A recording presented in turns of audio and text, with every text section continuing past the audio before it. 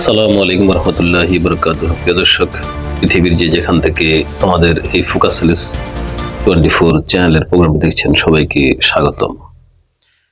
দর্শক, প্রতিদিন আপনাদেরকে ইরাক এবং আমেরিকার যুদ্ধের খবর দিতে আমরা নিজেরাও বোরিং ফিল করছি।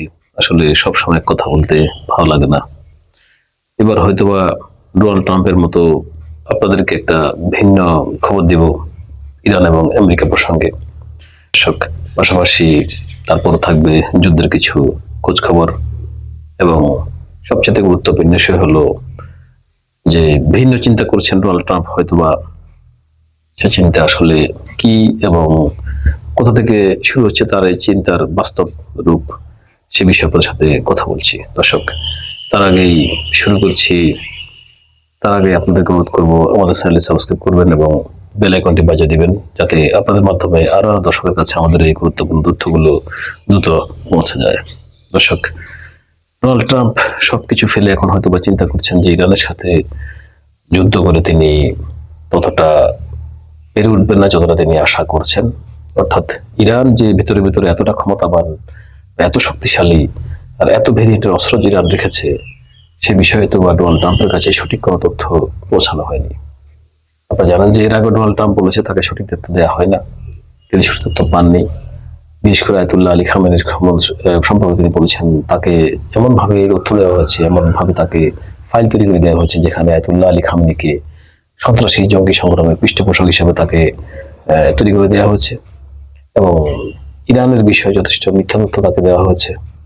তো এবার হয়তো বা ডোনাল্ড ট্রাম্প কদিন পরে বলবেন তাকে সম্পূর্ণ ভিন্ন তথ্য দেওয়া হয়েছে ইরানের শক্তি সম্পর্কে, ইরানের সমরাস্ত্র সম্পর্কে এবং ইরানের সেনাবাহিনী সম্পর্কে। দর্শক, এবার আসছি আসলে কি সেই ভিন্ন খবর, কি সেই ভিন্ন চিন্তা। দর্শক, 80-র দশকে বা তারও কিছুকাল পূর্বে মধ্যপ্রাচ্য থেকে পাইপলাইন দিয়ে কিন্তু তেল নিত ইউরোপ ইউনিয়ন বা ইউরোপীয় রাষ্ট্রগুলো। সেই পাইপলাইনটির দীর্ঘ হলো প্রায় 800 কিলোমিটার চাইতে বেশি লম্বা। দর্শক, এই পাইপলাইনটি শুরু হয় কিন্তু ইরাক থেকে শুরু করে সিরিয়া হয়ে ইউরোপের অংশে চলে গেছে এই পাইপলাইন। আর এই পাইপলাইনটির মধ্যে দিয়ে দৈনিক 3 লক্ষ ব্যারেল তেল প্রবাহিত হতো। আর হরমুজের বিকল্প হিসেবে ডোনাল্ড ট্রাম্প এখন চিন্তা করতে শুরু করেছেন।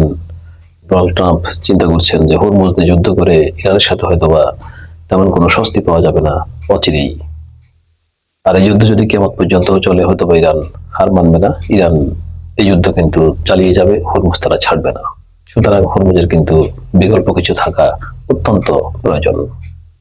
আর সেই বিকল্পটাই হচ্ছে একটি পাইপলাইন, যে পাইপলাইনের কথা আপনারা হয়তো আগেও একটু শুনে থাকতে পারেন। প্রায় 80-র দশকে কিন্তু এই পাইপলাইনটি সচল ছিল। আর এই পাইপলাইনটা তখনই কিন্তু নির্মাণ করা হয়। এই পাইপলাইনটা শুরু হয় ইরাক থেকে শুরু করে সিরিয়া হয়ে ইউরোপের অংশ পর্যন্ত চলে যায়। আর এই পাইপলাইনের মধ্যে দিয়ে কিন্তু দৈনিক প্রায় 3 লক্ষ ব্যারেল তেল তখনও কিন্তু রপ্তানি করা হতো। দর্শক, আর এই পাইপলাইনটা এতদিন অকার্যকর ছিল কেন, এই বিষয়ে একটু আপনাদেরকে কথা বলি। ইরাক এবং ইরানের সাথে যুদ্ধ হয়েছে প্রায় 10 বছর, সেটা আপনারা জানেন।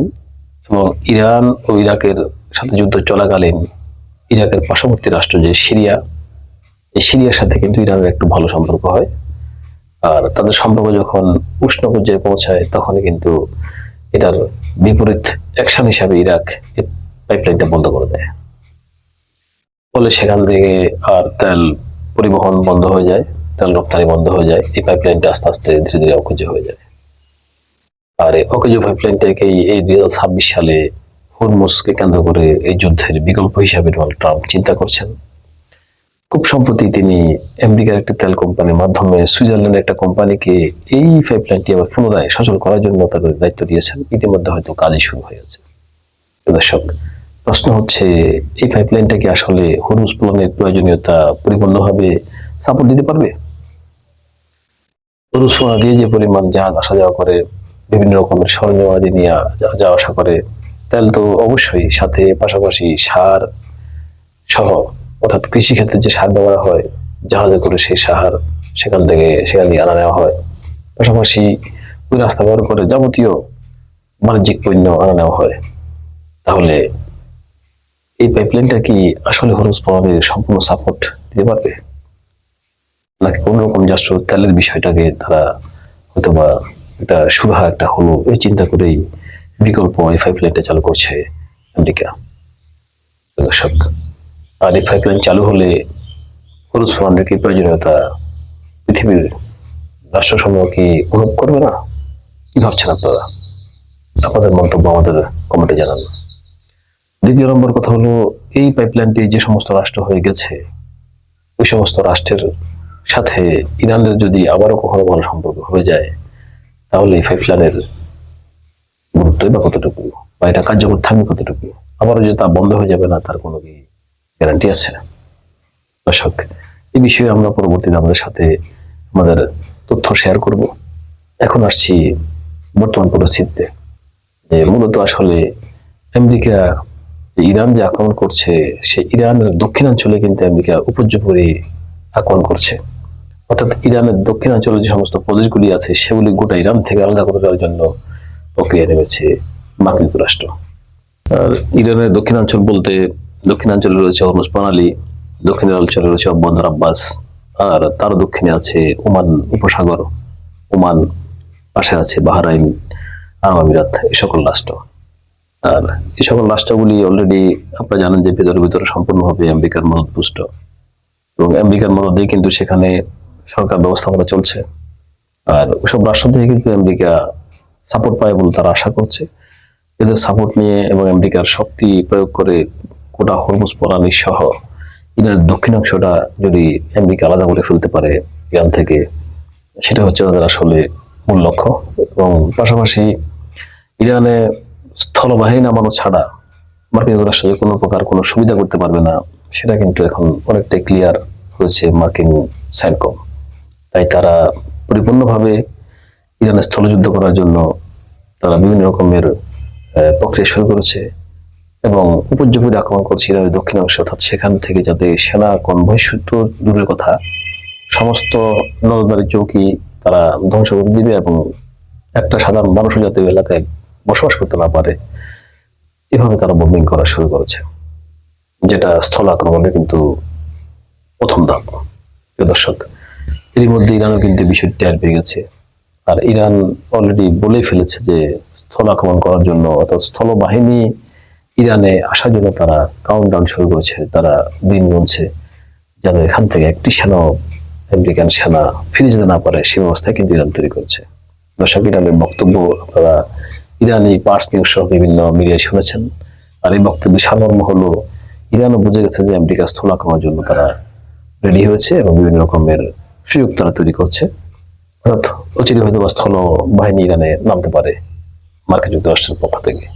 আর ইরান চিন্তা করছে যদি স্থলবাহিনী আমেরিকা ইরানে প্রবেশ করে, তাহলে কোন দিক দিয়ে প্রবেশ করতে পারে। প্রথম টার্গেট হলো দক্ষিণাংশ, কুয়েতের উপকণ্ঠ। আর আরেকটা বিষয় হলো যেটা এখনো গোপন আছে, তা হলো আজারবাইজানের সীমান্ত। দর্শক, আজারবাইজানের সাথে কিন্তু ইরানের সীমান্ত আছে, আর এই আজারবাইজান যদি মুসলিম কান্ট্রি হয়, আজারবাইজানের সাথে কিন্তু খুব গোপন ভাবে ভালো সখ্যতা আছে পেতাকাকুর দখলদার রাষ্ট্রের।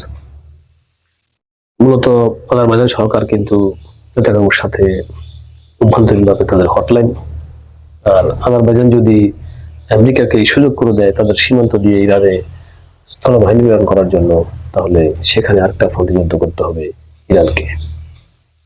আর হয়তো আমেরিকা কৌশল নিতেও পারে, কারণ ইরানের উত্তরাংশে যদি আজারবাইজান সীমান্তে ইরানকে দুর্বল রাখা যায় বা সেখানে তাকে ব্যস্ত রাখা যায়, তাহলে দক্ষিণ সীমান্ত দিয়ে ইরানের সাথে যুদ্ধে অতটা করতে হবে না, জাস্ট হয়তো আরো অনেক সহজে আমেরিকা হরমুজ দখল করে দিতে পারবে।